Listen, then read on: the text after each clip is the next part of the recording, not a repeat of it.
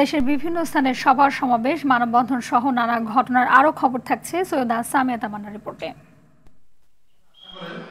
Press সচিব শফিকুল আলম বলেছেন, এখনকার মতো বাক স্বাধীনতা, লেখার স্বাধীনতা আর কখনোই বাংলাদেশের সংবাদ মাধ্যম ভোগ করেনি। অন্তর্বর্তী সরকার সংবাদ মাধ্যম সহ মানুষের বাক স্বাধীনতায় বিশ্বাসী। চট্টগ্রাম প্রেস ক্লাবে জুলাই বিপ্লব পরবর্তী বাংলাদেশ গণমাধ্যমের চ্যালেঞ্জ শীর্ষক আলোচনা সভায় তিনি এসব কথা বলেন।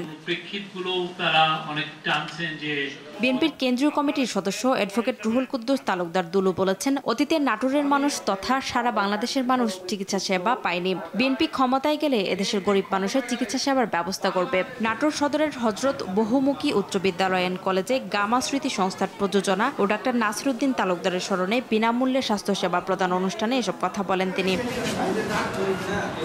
দেশের জনগণ নির্বাচন ছাড়া কাউকে ক্ষমতা গ্রহণের বৈধতা দেবে না বলে মন্তব্য করেছেন বিএনপির নির্বাহী কমিটির সাংগঠনিক সম্পাদক আনিন্দু ইসলাম অমিত। যশোরে শ্রমিক সমাবেশে এই কথা বলেন তিনি। এদিকে বিএনপির ভাইস চেয়ারম্যান অধ্যাপক নার্গিস বেগম বলেছেন, বাংলাদেশ রাজনৈতিকভাবে অস্বাভাবিক অবস্থায় আছে, এখনো গণতন্ত্র উদ্ধার হয়নি। জনগণ ভোটের মাধ্যমে এখনো তাদের সংসদ এবং সরকার গঠন করতে পারেনি। যশোর রেলওয়ে শ্রমিক কর্মচারী ইউনিয়ন আয়োজিত এক শ্রমিক সমাবেশে এসব কথা বলেন তিনি। বিএনপির জাতীয় নির্বাহী কমিটির গবেষণা বিষয়ক সম্পাদক কৃষিবিদ শামীমুর রহমান শামীম বলেছেন, যৌক্তিক সময়ের মধ্যে নির্বাচন দিতে হবে, এতে জনগণের আকাঙ্ক্ষা পূরণ হবে। মোংলায় শ্রমিক সমাবেশে এসব কথা বলেন তিনি।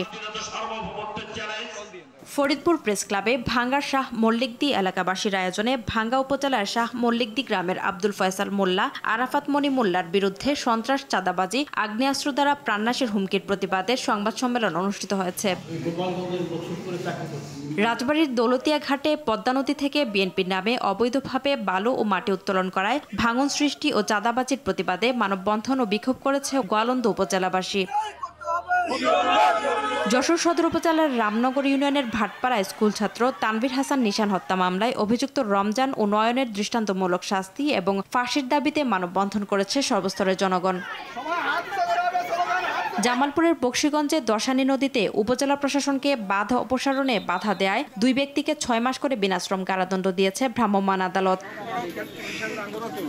কুমিল্লার ব্রাহ্মণপাড়া ডায়াবেটিক সমিতির প্রতিষ্ঠাবার্ষিকী উপলক্ষে স্বাস্থ্যসেবায় 16 বছর প্রত্যাশা, প্রাপ্তি এবং হজ ও ভ্রমণে ডায়াবেটিক রোগীদের সতর্কতা ও করণীয় শীর্ষক সেমিনার ও আপনজন সম্মাননা অনুষ্ঠান হয়েছে। এ সময় ব্রাহ্মণপাড়া ডায়াবেটিক সমিতির ভারপ্রাপ্ত সভাপতি ও বাংলাদেশ জাতীয় অন্ধ কল্যাণ সমিতি কুমিল্লা জেলার সভাপতি অ্যাডভোকেট আহম তাইফুর আলমকে আপনজন সম্মাননা দেয়া হয়। চলতি বছর প্রতি কেজি আলুতে 8 থেকে 10 টাকা কম মূল্য নির্ধারণ করায় টাঙ্গাইলের ধনবাড়িতে বিক্ষোভ ও মানববন্ধন কর্মসূচি পালন করেছে বিএডিসির চুক্তিভিত্তিক আলু চাষিরা।